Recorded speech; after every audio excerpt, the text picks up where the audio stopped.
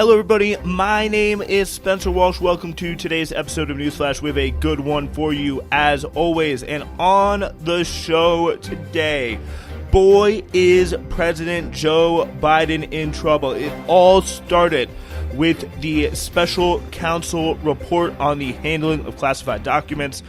And while it did not really come up with anything too major that Biden did illegally in terms of the classified documents, it did, as the White House predicted, release some pretty embarrassing information about his conduct with regards to the classified documents and his conduct in some of the interviews. We'll break down the reaction from Biden, from what the special counsel had to say, and we will give you the response of various other political figures on both sides of the aisle. We will also get you up to date on the latest happenings in the war on Gaza, the genocide going on right now at the moment, as there continues to be a push into Rafah, the last city before the Egypt border, by the Israeli army. And we also have some pretty shocking new videos coming out of a story in New York that was really fueling a lot of the migrant hate. This was about the supposed attacking by migrants of New York City police officers. We'll give you the full story on that.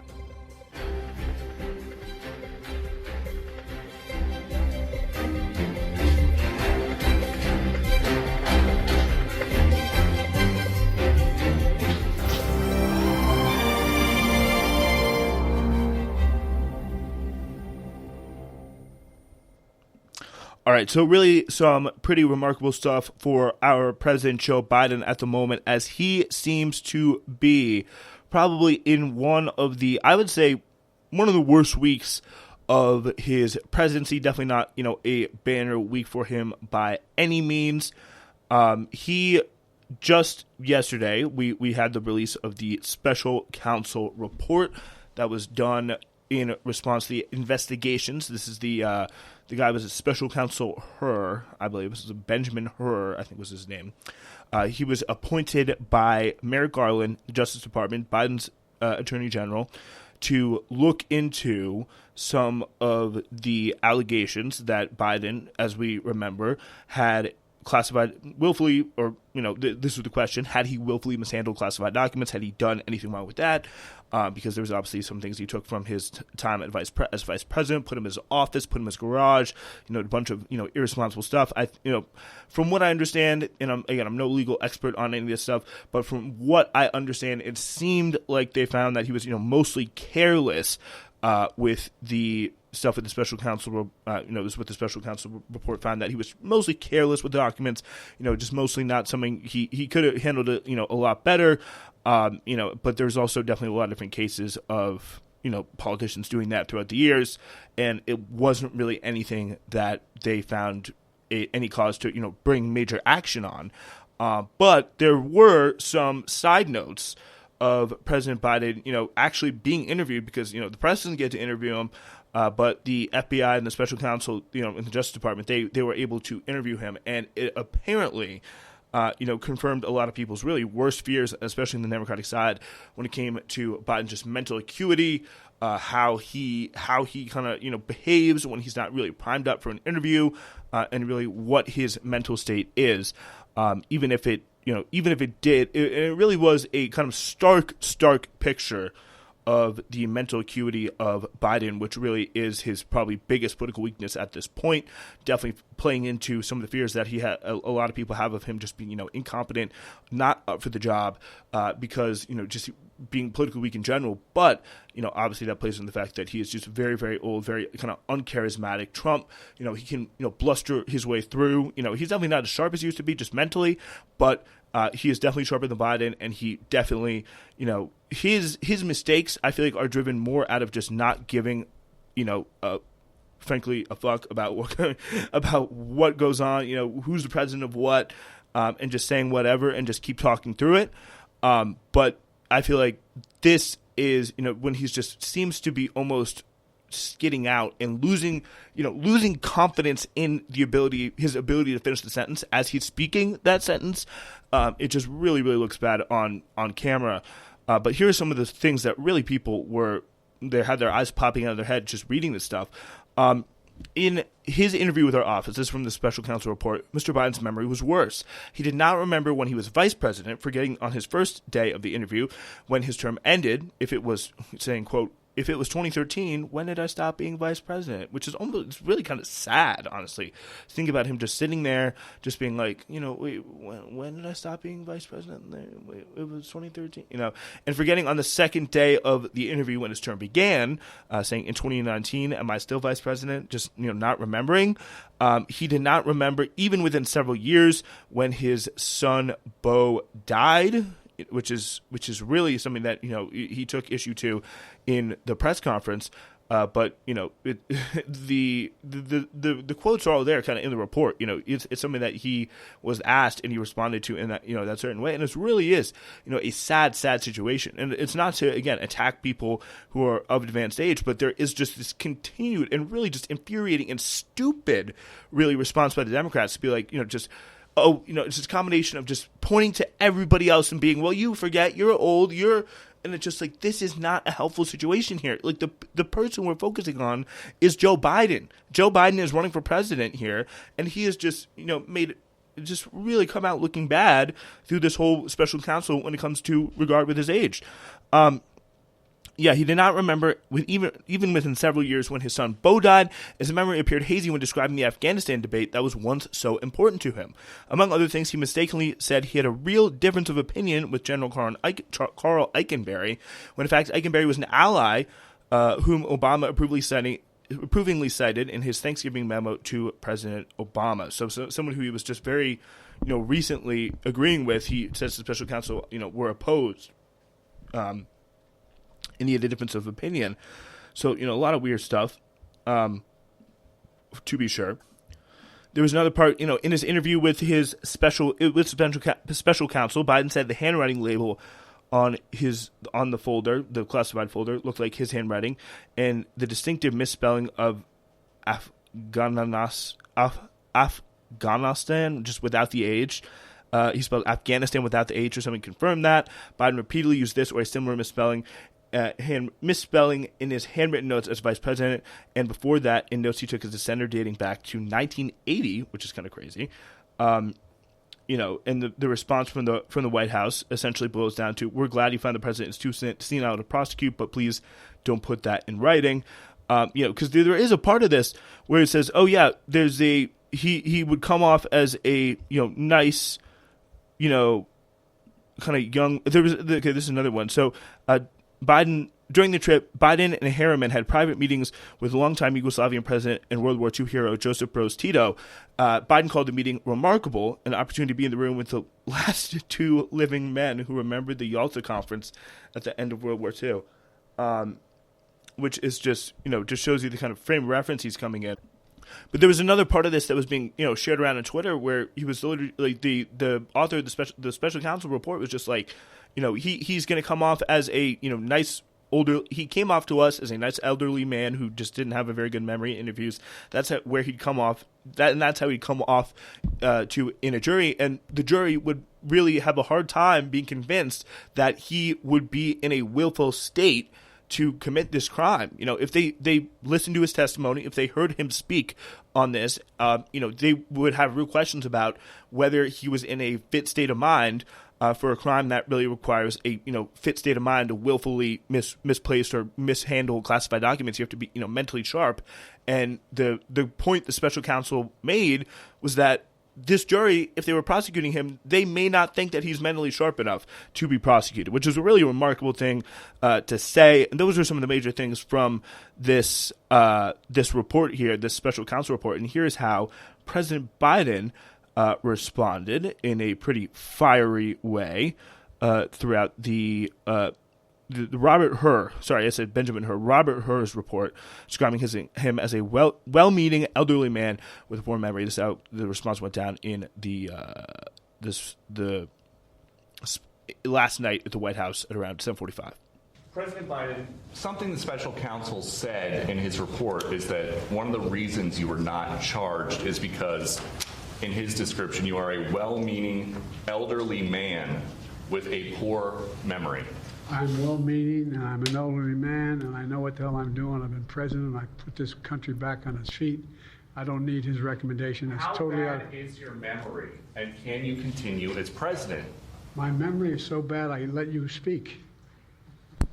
That's your memory has gotten worse. And I feel there were really some kind of uncomfortable laughter there, but then you get not even just to the point where he was, a few years ago, where he was kind of making these cracks, on the campaign trail, being like, oh, there's at least 3 genders. This is kind of the stuff that really the true Grandpa Joe stuff that he had, this kind of old Weisenheimer sense about him. But even now, delivering this stuff, he just sounds feeble in his voice and his presentation, which is really, really clear. It's just like, I have such a bad memory that I let you speak. It's like he still got it, but it's just like almost coming through even more feebly. And then there was a point where he does his initial response, takes a few questions, begins to walk off, then gets a bunch of questions at him about the ceasefire, turns back around, and then promptly compares. You could tell he really was starting to trail off when he turned back to the podium. And you can only imagine. It is really sad. You can only imagine what's happening in that brain, being like, what am I supposed to say here? This kind of the neurons firing on all cylinders. Just like you can only imagine what it's like to be in that situation at that age as a president of the United States facing the National Press Corps. Is it really, really a it's kind of tough thing to imagine. But then he turns around and promptly just goes, the president of Mexico, El Sisi, who by the way is the president of Egypt. Just a complete mess, and he probably would have been coming out a lot better if it hadn't been for that. But let's hear the rest of this. My memory is not good. My memory is fine. My memory, take a look at what I've done since I become president. None of you thought I could pass any of the things I got passed. How'd that happen? I guess I just forgot what was going on. President Biden. Yeah, so going on loop there. But, he can point to some certain things, but it's just like he really, really needs to. It's just like the narrative at this point is just so out of, control with him, because it's like it's not a narrative that is. And he can point to some, accomplishments, but between the Biden thing, between the fact that he is just so old and so transparently so, and there really is no use denying it. It's just like the credibility that you lose just by denying the very, very obvious facts of the situation, it's just going to be, I feel like, so damaging to the Democratic Party, because even well-meaning, people who would vote Democrat 7 times out of 10, 9 times out of 10, they see this happening right now, and they're like, oh my God, I can't justify supporting this guy. Even people like my grandmother, for instance, thinks Trump is like literally like Hitler, and she just cannot countenance voting for someone like Joe Biden, because she's of that age where she knows especially what it's like. So it really is a remarkable situation. James Polity in the FT has a report here. Joe Biden's fitness for the presidency was thrust to the center the 2024 White House race after Robert Hur, the special counsel investigating the handling of classified documents, issued a report on Thursday citing troubling memory lapses Biden experienced while being interviewed during the probe last year. The assessment of Biden's mental confusion, which triggered an angry response from him at a hastily arranged press conference on Thursday night, overshadowed the report's conclusion, which the Justice Department would not issue criminal charges against the president. But it points to age. Biden is 81, the president's biggest vulnerability, heading into a rematch for the White House against Donald Trump, who is 77 and is really a political gift to the Republicans. And it just, again, it is so, just stupid and just almost offensive. It's like insulting people's intelligence. A lot of the responses we've seen from, Democratic people just being like, oh, Trump does it too. Trump does, people know that Trump's an idiot. People, like, Trump advertises himself as somebody who's not going to be the policy guy, someone who's not going to be, experienced, someone who's not going to really bring that to the table. People like him because he's brash, truth-telling, honest, says a lot of crazy things, but also, doesn't care about adhering to the niceties of being a politician, where really that is Joe Biden's brand, is a big, big part of Joe Biden's brand. And the fact is that, they are, just the reality is, they're going to be judged by 2 different standards. If you are Joe Biden, who's running as this kind of competent politician, experienced, can get things done for Americans, rather than someone who's just, much more of kind of like a shit stirrer like Donald Trump, that is going to be something that is going to be really judge different when you're making these mental lapses where everyone kind of knows Trump is not an expert. He does not know, everything that's going on when it comes to, the presidents of every country. So I feel like people are like, that's just Trump being Trump. But then when it's Biden, it's just like, yeah, he's old, he's incompetent. It's just the reality of the situation, and I don't think that Democrats are going to be able to get a lot of stuff done. It's not going to be a productive endeavor for them to start turning around and being like, well, this reporter made a mistake. This anti-Biden reporter on Fox News made a mistake. Well, Donald Trump made a mistake here. That's not what it is about. You are asking somebody, you're trying to put somebody who's going to be like 85 when they finish the term, you're going to trying to get him to run for a second term, and it's just like it baffles any sort of just kind of rational sensibility. It really is a stupid thing to do, and it's just like, yeah, it's really you're making yourselves look like fools. To be like, hey, we know Biden, it gets overplayed, but he's not as sharp as we used to be. But compared to somebody who is going to destroy the world or whatever, just launching your whole diatribe about Trump, at least the very thing you could do is acknowledge the reality of the situation. But really did set a lot of chatter off about being replacing Biden here, which is pretty big. Biden is entering his re-election year with the worst approval ratings of any incumbent president in recent history. National polling averages, also show him trailing Trump in a general election matchup and key swing states as well. So concerns about his age are really rampant across the electorate, even among Democrats, and the Her report offers some independent validation of the concerns. We have images, videos, and memes of Biden's gaps Biden's gaps and stiff gait, have been more commonplace on social media, and they're even likely to proliferate, even more likely to proliferate now, given that things have been so popular, and this has just been in the news. He just delivered really a strong economic recovery and industrial policies and rebuilt U.S. alliances. And with the exception of a split with the left over Israel, Biden has ideologically satisfied the progressives and moderate wing of his party. If he had, beginning of 2023, I think Biden would have been a very strong shoe-in for a re-election campaign against Donald Trump. It would have been, let's go at it. This should be a pretty even race.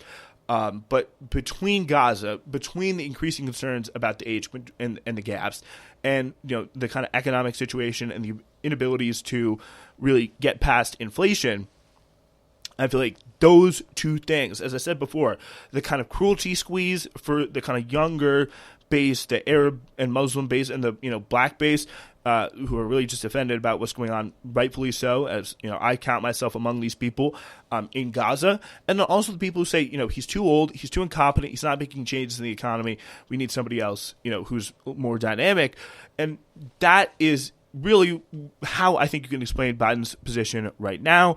Biden has shown no inclination to ditch his re-election bid, but if he did, then the most notable president would be that of Lyndon Johnson in 1968, who ducked out in March and left rival Democrats battling for the nomination in the open field. Hubert Humphrey, his vice president, squared off against RFK until his assassination, Kennedy's assassination in June.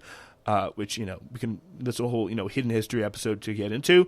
Humphrey was nominated during a riot-stricken convention in Chicago and then lost to Richard Nixon in the general election. So this year's Democratic convention will be in Chicago, an echo of 1968, which has not gone unnoticed. But unless Biden decides himself to drop out, the path to switching horses will be challenging. He's a full backing of the DNC and a joint fundraising pact with the party, which gives him a massive advantage. By mid-March, he is likely to have locked up enough pledged delegates from the Democratic primaries to win the nomination in Chicago in August. In Chicago, the groundswell of concern among Democrats would have to be so overwhelming that even Biden's own delegates felt they needed to switch sides. It would really have to be kind of an internal coup from the party, and right now I would rate it as extraordinarily unlikely. Because just the level of the Democrats, the current state of the Democrats now is just not again, just like Joe Biden, not one of dynamic. It's not one of dynamism. It's just one of just complete inability, complete dysfunction, and just complete exhaustion to recognize, the wins of the moment, to just some occlusion that really has been obvious to everyone except for them for a long, long time. and they're just unable to recognize, unable to function with that. It is very, very clear, and the mechanisms they would have to put in place if they suddenly change their mind, which they, are just very, very. And I think it's really just not because of anything more than just not wanting to rock the boat. It'd be too crazy. It'd be too risky. I'm too scared to do it. It's that kind of thing. It's nothing really more than that. And the mechanism, if they really want to change it now, would just be too great that, he is locked in there. Few candidates really have challenged Biden, except Dean Phillips, a congressman from Minnesota who has barely registered in polls and been crushed in the early Democratic primaries. The question is whether more viable Democrats might be willing to pick up the baton, including Vice President Kamala Harris, who a lot of people went crazy when Biden posted a appreciation post to Kamala on Twitter before this announcement last night. But it seems like, that is very, very unlikely. The biggest threat, though, obviously would be the third-party challenger, RFK. So what can Biden do? Here, this is in the Financial Times. The big difficulty for Biden is that his age is a fact he cannot change, which makes him so just, a tough candidate for the Democrats because, at least with Kamala, she can be incredibly unpopular. She can, speak in these, parodic lines of Selena Meyer from Veep and but at least she's not old. At least she has some chance for dynamism and can kind of be that contrast to Trump that's been so effective to the Democrats in the past. But Biden is just always going to be old, and he's always going to have that kind of same baggage. After the January 6, 2021 attack on the U.S. Capitol, some Trump cabinet members even privately discussed invoking the Constitution's 25th Amendment to remove him from office because he was unfit. But Biden's strategy so far has been dismissing and deriding questions about his mental health and fitness, which has not been effective. Let's be clear on that. One change in approach could be to conduct more interviews, town hall meetings, and press conferences rather than scripted remarks and brief exchanges with reporters. But this is a risk, as his gaffes during the Thursday night press conference showed when he mistook the president of Egypt for the leader of Mexico. So, again, I think there is something to it. I don't agree with Matt Iglesias, kind of big pundit, centrist pundit very often, but I think the fact that if I was, kind of in a very, very tough job of being Biden's advisor, I would say, yeah, get out there more, make some more mistakes, show your personality, because, Trump does that, and I think there is something to be said for the fact that if you just talk enough, the media won't be able to stick on one thing and really drag you down with it. So if I were Joe Biden, that is what I would be doing. All right, to the next story. It's time for an update here on all things Israel, Gaza. So we start with the latest, or actually as of 3 hours ago, we have more violence. A Palestinian 17-year-old has been killed by Israeli forces in the West Bank. Ashraf Ali, who died after being shot by Israeli forces in Beita, which is south of Nablus. Israeli forces clashed with local Palestinians during yet another Israeli raid on the occupied West Bank, which has been just a really, really brutal situation. Meanwhile, the Gaza rights group, the Al-Mazan Center, said that the international community must mobilize swiftly to stop this anticipated Israeli assault on Rafah, which has been the biggest source of consternation for a lot of people, with the Israel, Netanyahu doing this kind of order to kind of get the troops ready and say, we need to bring a plan to, get to Rafah, and we need to create a corridor of evacuation for troops, or sorry, not for troops, for Gazans, because Israel has systematically pushed 1.4 million plus Gazans down to that, small corner of an already very, very small place in the southwestern corner of Rafah with the border of Egypt. So, really, where would they go? It's a really, really horrific situation here as Egypt is stepping up security near the border with Gaza.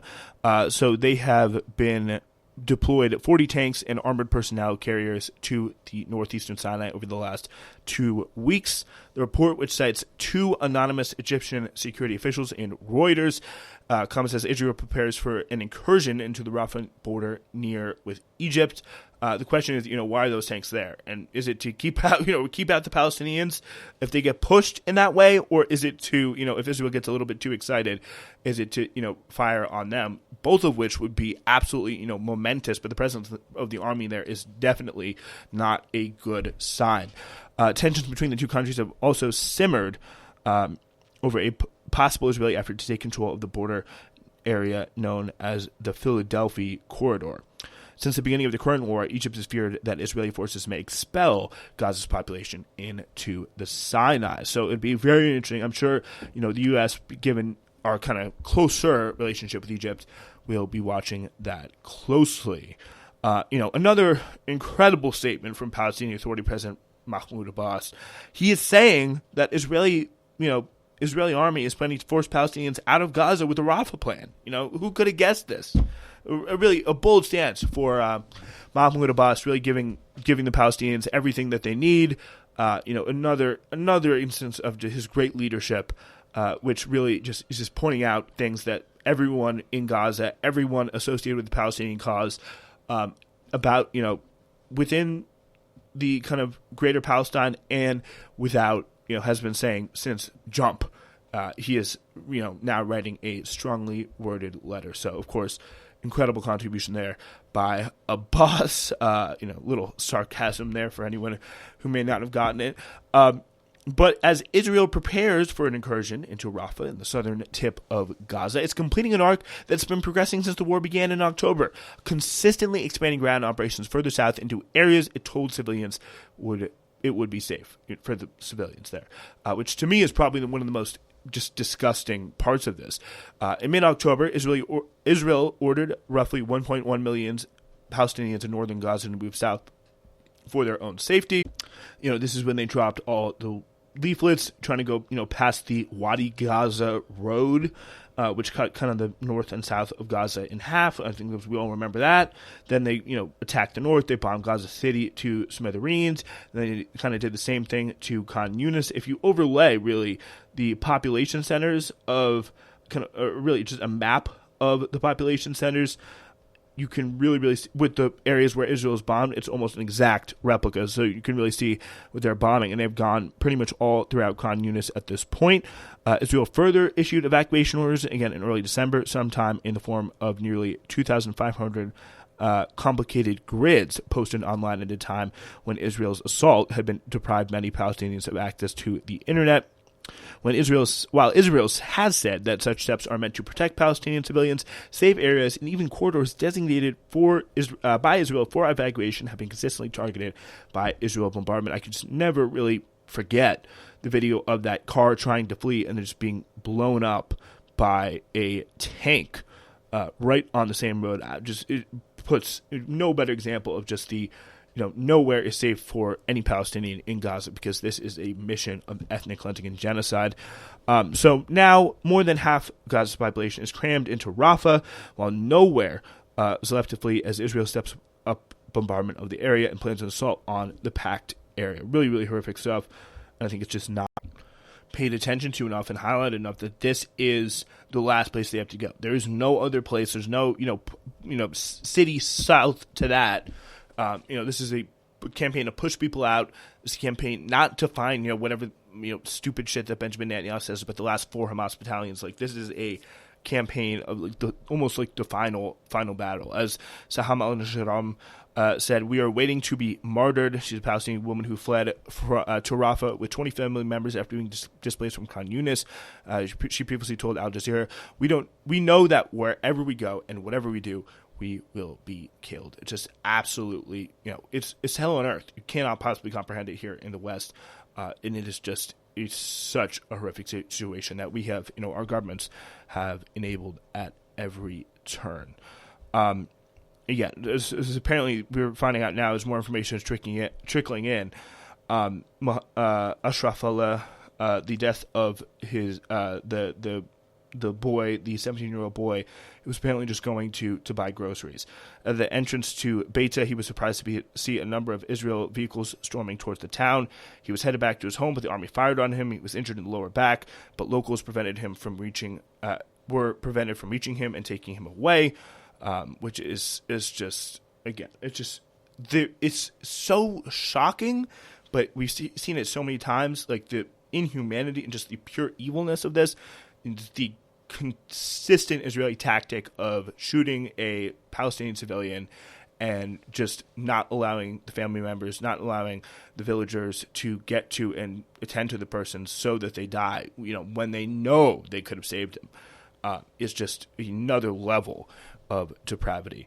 Muad was 17. He did odd jobs, was successful in school, had good manners, and would regularly attend the mosque, Rafah said. So it seemed like a pretty, good kid all around, and just absolutely unimaginably horrific. Same age, as my younger brother. It's just like, you cannot imagine this. You cannot imagine this.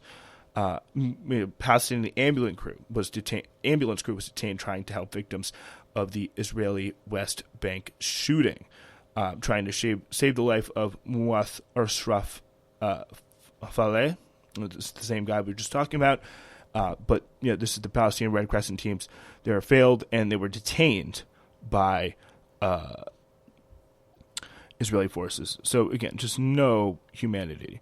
Palestinian and Israeli protesters were attacked in the West Bank this morning while calling for a ceasefire by police and soldiers as well.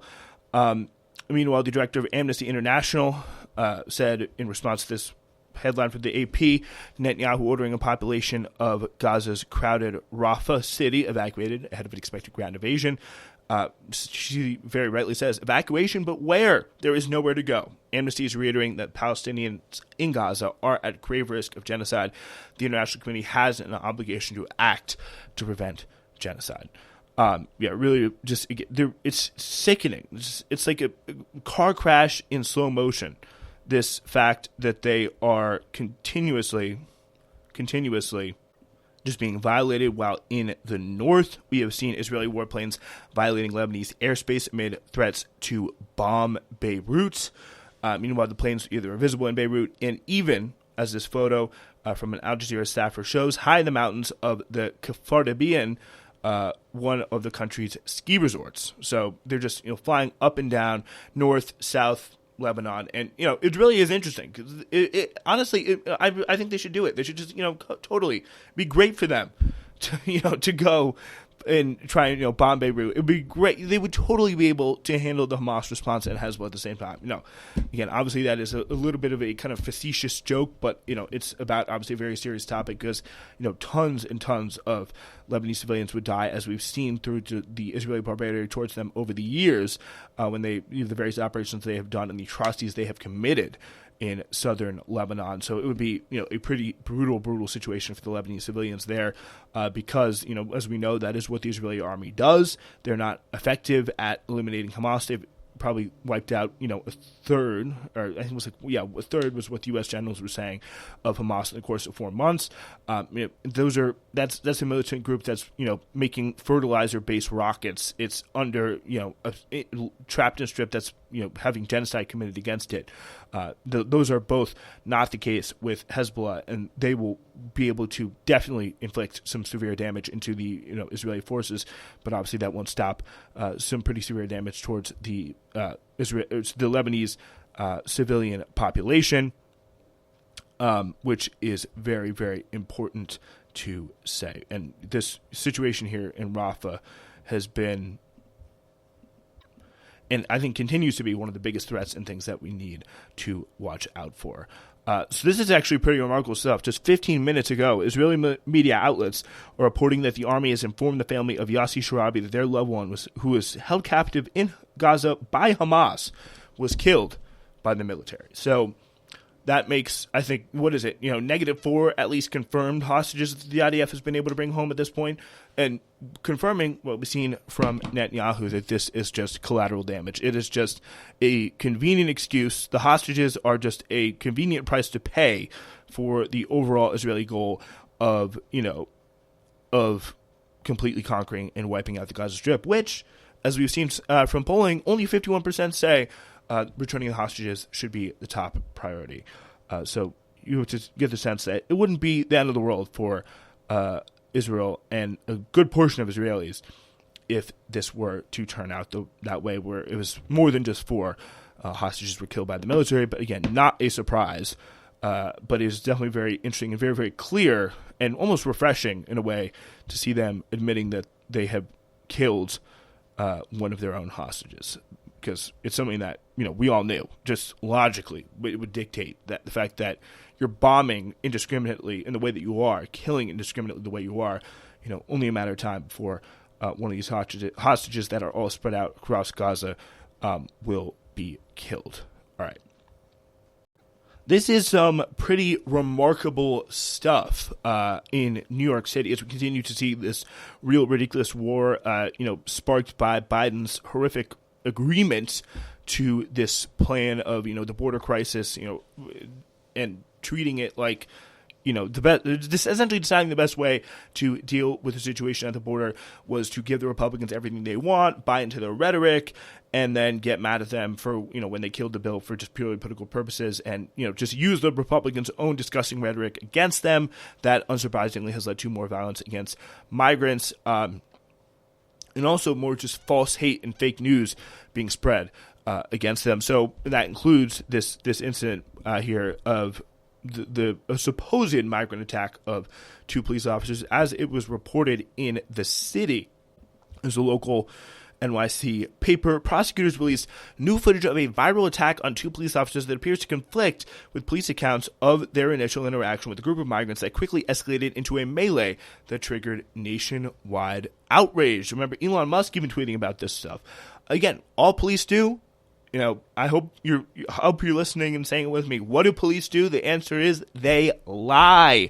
They lie again and again. They try to humiliate people, and when they stand up for themselves, they lie to cover it up. Because humiliating people, beating up on the population, showing that they're the true boss. That is the police culture. That is the police ethos, and it's very, very clear in the story. So anyway, Manhattan DA Alvin Bragg's office released footage 3 hours after a press conference on Thursday where he announced 6 new indictments against the January 27th attack. NYPD Chief of Detectives Joseph Kenney said the attack began when officers asked a group of men blocking the sidewalk outside a West 42nd Street migrants shelter to disperse. Everyone dispersed except for Mr. Brito, Kenny said, referring to this. Kenny is the police officer. Brito is a 24-year-old Yohenry Brito, who was indicted earlier this week and is being held in Rikers on $15,000 bail. He turned around and got a confrontation with police officers. He refused a lawful order, but new footage appears to directly conflict with that count. Officer body camera videos and surveillance footage showed that Brito was originally standing with the other men around a concrete traffic bollard at the edge of the sidewalk outside a migrant shelter as people walked by them unhindered. There was no kind of obstruction. A police officer then approaches Brito, swatting his jacket with his hand, saying, "Let's go, vamos." You can hear, "Get out of here, vamos." Brito backed away from the officer, responded in Spanish, don't touch me. The officers ordered the men to go to West 41, 41. As the men start walking away, some of them chant lyrics from a song in Spanish by the Puerto Rican rapper Haiti 66. The surveillance footage shows Brito appears to be walking down the sidewalk away from the police officers, pushing a baby carriage that appears to be holding his possessions. He looks like Ugly Betty, Brito says in Spanish while walking away, referring to the Colombian telenovela later remade for American television. I'm assuming he talked about the cop there. Moments later, one of the officers grabs Brito by the collar, rams him up against the wall of the adjacent building. As Brito struggles with the officer, the group of men who had been walking away return and start yelling at the police. After Brito tumbles to the ground and an officer gets on top of him, several other men take turns kicking the officer and grabbing them in an attempt to free Brito, which is really kind of a remarkable story because it's just, again, think about what these migrants have had to do to get here. I saw someone making this point today online, is that you've gone through hell. You come from wherever. You've been smuggled, trafficked, gone through absolute hell of getting through into Texas. You get put in some essentially concentration camp in Texas at the border. You get say, okay, now you're going on a bus. Okay, now you're going on a plane. Now you're in New York City. And then it's just the way they see it is it's just one more person trying to fuck with them. One more person trying to beat them up. One more person trying to stop them from getting to a better life. And these people, going through the stuff that they've gone through, it's not a surprise that they don't, not trying to take any shit. So apparently this police officer tries to, again, just come up and mess around with this guy. You can see them kind of standing up on the traffic bollard, and they're saying, "Oh, get out of here, get out of here." He's giving them the index finger, and so some of those men go. Well, Brito is kind of just less fast, and then Brito, the cop, Brito starts to walk away. The migrant starts to walk away, and then he gets the cop just pretty much just walks into him, pushes him up against the wall, and then his fat buddy comes up there and kind of blocks off the other guys. But then the other guys turn around and are like, "Hey, what the hell are you doing?" And then they're just clearly going, "Hey, what's up? What's up?" And then he tries to fight the police. The two police come after him, and then the migrants come back and defend their guy. The melee seized nationwide attention, sparking calls from Republican lawmakers and even Mayor Eric Adams to walk back New York City sanctuary city laws. Democratic Governor Kathy Hochul said of the men in the video that authorities should get them all and send them back. The district attorney's office declined to provide additional comment on the video, and a spokesman for the NYPD did not return a request for comment. I bet someone in the Sergeant's Benevolent Fund or whatever the hell, or Association, SBA, Pat Lynch, that disgusting animal, it's just, sorry, it's true, probably had an aneurysm over this video coming out today. He's not one happy man, wherever the hell those officers are. Robert Ganji, director of the Police Reform Organizing Project, said that the more complete video of the encounter shown on the videos raised questions about why the police had approached the men in the first place and physically accosted Brito as he was walking away. Again, just really, you could see the guy was already walking away, and they just come up and start roughing him up. It is a clear abuse of power and a really, really disturbing sign about how these attacks against migrants. There was a similar situation on Fox News, can be really just spun out of proportion and spun to justify even more hate with so little pushback, so little fact check on any of this. It's just, is immediately justified, immediately seen as okay, and immediately used an excuse to, where we heard this before, collectively punish more and more migrants. All right, so all the time we got for you guys today. Back on Monday.